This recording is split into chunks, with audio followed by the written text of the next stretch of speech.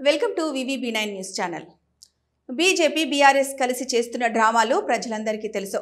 TPCC chief Mahesh Kumar Goud ఎంపీలుగా కేంద్ర మంత్రులుగా ఉండి తెలంగాణ కోసం బీజేపీ వాళ్ళు ఏం చేశారు, రాష్ట్రానికి రావాల్సిన నిధులు, ఇతర ప్రాజెక్టుల గురించి ఒక్కసారైనా మోదీని కలిసి విజ్ఞప్తి చేసిన పాపన పోయారా? 10 ఏళ్లు బీజేపీ బీఆర్ఎస్ లోపాయికారి ఒప్పందంతో ఉన్నాయి. కేంద్రంలో బీజేపీ తీసుకున్న అనేక నిర్ణయాలను బీఆర్ఎస్ సమర్థించింది అని టీపీసీసీ చీఫ్ మహేష్ కుమార్ గౌడ్ అన్నారు. సుదీర్ఘంగా రాజకీయాల్లో ఉన్నారు. చాలా సార్లు ఎమ్మెల్యే గెలిచారు. రెండో మారు ఇప్పుడు పార్లమెంట్ సభ్యులుగా ఉన్నారు. కేంద్రంలో మంత్రులుగా ఉన్నారు.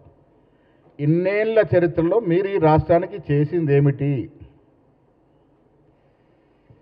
ఇలా 5 సంవత్సరాలుగా మంత్రిగా ఉన్నారు కదా, మీ రాష్ట్రానికి తెచ్చిన నిధులెంత?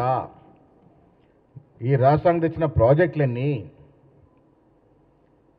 తెచ్చుడు దేవుడారు. ఒక్కసారన్నా మీరు ప్రధానమంత్రి వద్దకు వెళ్ళి మా రాష్ట్రానికి ఈ రకంగా అన్యాయం జరుగుతూ ఉంది, దీన్ని తీర్చండి ప్రభు అని అడిగిన పాపన పోలే. మీరు ప్రొద్దున లెగిస్తే ముస్లిం జపం, మస్జిద్ జపం, అది లేదే మీకు ఓట్లు లేవు.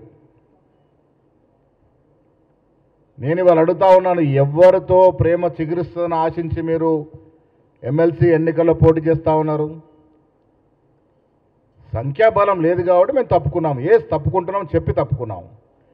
మీకు సంఖ్యాబలం లేకున్నా ఎవరితో ప్రేమ చిగురిస్తుందని మీరు ఎమ్మెల్సీ ఎన్నికల్లో ఓటేస్తూ ఉన్నారు? ఎవరు ఓట్లు ఆశించి మీరు ఎమ్మెల్సీ ఎన్నికల్లో పోటీ చేస్తూ ఉన్నారు? అది స్పష్టం చేయండి. ఫస్ట్ 10 ఏళ్లుగా లోపాయికార ఒప్పందంలో ఉంది బీఆర్ఎస్ పార్టీతో బీజేపీ పార్టీ. కేంద్రంలో జరిగిన ప్రతి రాజకీయ పరిణామంలో బీఆర్ఎస్ పాత్ర ఉంది.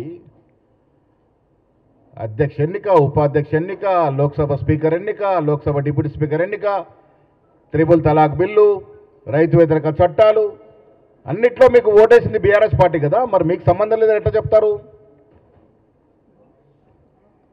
అడుగడుగున వారితో సహకారం పొంది మీరు పరస్పరం సహకారం ఇచ్చుకొని ఇవాళ వేరని చెప్పే ప్రయత్నం చేస్తూ ఉన్నారు. ఎన్నికలు వస్తే కలిసి పనిచేస్తారు, కలిసి ఓట్లు వేసుకుంటారు. ఎన్నికలు అయిపోగానే పోరాడినట్టు నటిస్తారు.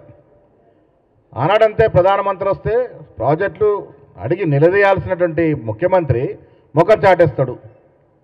మేమేదో వేరు ఉన్నామని చెప్పుకోవడానికి ప్రయత్నం చేస్తాడు. ఈ జిమ్మిక్కులు డ్రామాలు ప్రజలందరూ తెలుసు. కిషన్ రెడ్డి గారు